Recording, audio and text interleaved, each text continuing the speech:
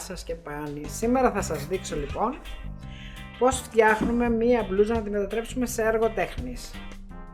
Θα φοριέται πολύ εύκολα, μπορείτε να φοράτε πρωί βράδυ. Λοιπόν, είναι μία σκέτη μπλούζα, είναι λίγο πιο κοντή αυτή μπροστά. Θα την αφήσω, δεν θα την αλλάξω. Και πιο μακριά πίσω. Την απλώνω και παίρνω μια κυμολία και όπως είναι μέχρι εδώ που είναι το πιο κοντό μέρος της μπλούζας, μετράμε στη μέση, ούτε με μεζούρα τίποτα, με το μάτι το βλέπουμε αυτό, σας λέω είναι πολύ εύκολο. Λοιπόν, και τραβάμε μια γραμμή εδώ, αυτή τη γραμμή παίρνουμε το ψαλίδι και την κόβουμε. Αφού κόψαμε αυτό το σημείο, τη γυρίζουμε πίσω την μπλούζα και κάνουμε το ίδιο στην ίδια πλευρά. Υπολογίζουμε περίπου τη μέση σε αυτή την πλευρά και τραβάμε πάλι μια γραμμή με την κυμολία και κόβουμε και αυτό το σημείο. Οπότε έχουμε κόψει και πίσω και μπρος. Τι κάνουμε τώρα? Μετράμε, γιατί το μπροστινό είπαμε είναι πιο κοντό, με μια μεζούρα είναι 32 πόντους. Παίρνουμε ένα ύφασμα ή εμπριμέ, εγώ έχω ένα πολύ ωραίο πουά εδώ που μου αρέσει, ταιριάζει πάρα πολύ με την μπλούζα και το καλοκαίρι το πουά δείχνει πολύ ωραίο, και σχηματίζω με την κυμολία ένα τρίγωνο που οι δύο πλευρές του να είναι 32 πόντους, όσο είναι και το άνοιγμα του σκισίματος.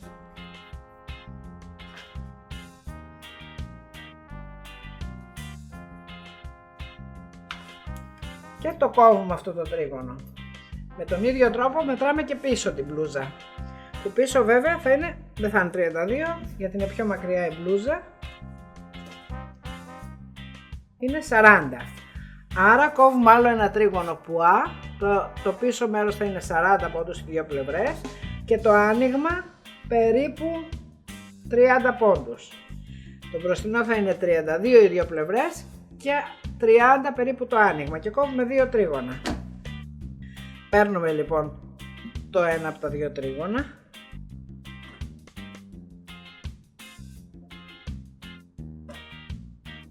και το τοποθετούμε εδώ.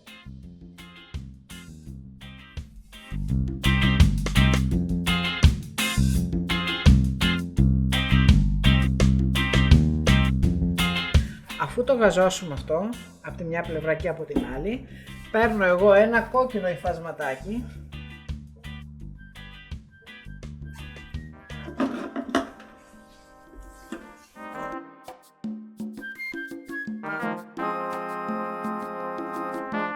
το μαζεύω εδώ για να σχηματίσω ένα φιωγκάκι,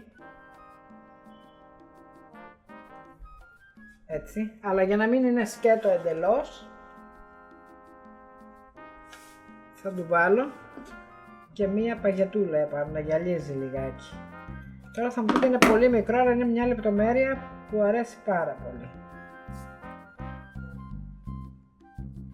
Και το ράβουμε ή στο χέρι ή στη μηχανή και φτιάχνουμε το φιωγκάκι. Αφού το φτιάξουμε, το τοποθετούμε σε αυτό το σημείο, στο πίσω μέρος της μπλούζας. Εδώ λοιπόν ολοκληρώσαμε το πίσω μέρος της μπλούζας. Θα προχωρήσουμε τώρα να φτιάξουμε με τον ίδιο τρόπο το τρίγωνο, αλλά θα βάλουμε μια άλλη φιγούρα εδώ στο μπροστινό κομμάτι της μπλούζας. Εδώ λοιπόν ράβουμε με τον ίδιο τρόπο το τρίγωνο αυτό στις ραφές που έχουμε, στην ψαλίδια που έχουμε κάνει, και εδώ αφού θα το γαζώσουμε και από τη μια και από την άλλη, θα βάλουμε αυτό που σας είπα ότι βρήκα σε ένα μαξιλαράκι και είναι πάρα πολύ ωραίο να στολίσουμε μπροστά την μπλούζα. Αφού λοιπόν το γαζώσουμε, έχουμε ολοκληρώσει και το μπροστινό κομμάτι της μπλούζας. Τώρα το μόνο που μας έχει μείνει είναι να στολίσουμε και τα μανίκια, για να γίνει πιο καλοκαιρινό. Το πουά πάει πάρα πολύ με αυτό. Μπορεί όμως να βάλετε και ένα εμπριμέ, ακόμα και από ένα σεντόνι, από ένα που θα ταιριάζει κάπως με την μπλούζα σας που εσάς θα σας αρέσει. Προχωράμε λοιπόν στα μανίκια. Αφήνουμε την μπλούζα στην άκρη, παίρνουμε πουά ύφασμα, όμως θα μετρήσουμε εδώ πόσο είναι το μανίκι. είναι 18 πόντους, διπλό, 36 δηλαδή όλο ο περίμετρος. Οπότε εμείς θα κόψουμε ένα διπλό πουά κομμάτι 23 πόντους για να πάρει λίγο σουρίτσα, να είναι λίγο ανοιχτό. Οπότε μετράμε και κόβουμε 2 κομμάτια .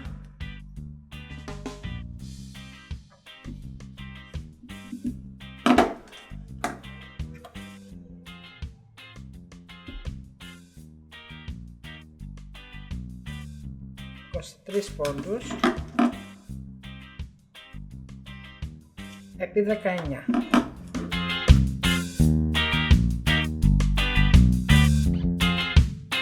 Δύο κομμάτια για τα μανίκια κόβουμε. Τα γυρίζουμε από την ανάποδη.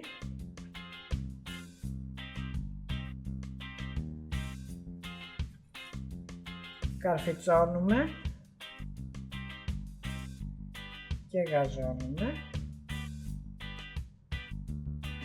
Και αφού γαζώσουμε το πλαϊνό, βάζουμε τη ραφή από τη μέσα μεριά που θα έχουμε γαζώσει, περνάμε το μανίκι εδώ, από την ανάποδη το πουά ή οποιοδήποτε είπαμε εμπριμέ βάλουμε και ράβουμε τραβηχτό, επειδή έχει ελαστικότητα το μανίκι, γύρω γύρω αυτό. Το αποτέλεσμα είναι αυτό.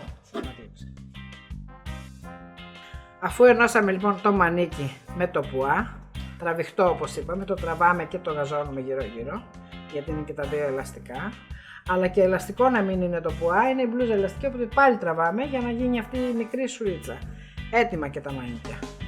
Οπότε ολοκληρώσαμε. Δεν νομίζω να σας θυμίζει τίποτα από την προηγούμενη μπλούζα. Αυτό είχα να σας δείξω σήμερα. Την επόμενη φορά λοιπόν θέλω να σας πω ότι να είστε προετοιμασμένοι, γιατί αποφάσισα να σας δείξω πώς μπορείτε να κάνετε μόνοι σας τον ηφικό σας. Και θυμηθείτε, θα είναι πολύ εύκολο, αρκεί να δώσετε λίγο σημασία παραπάνω. Είναι πάρα πολύ εύκολο, σας το υπόσχομαι. Χαίρετε.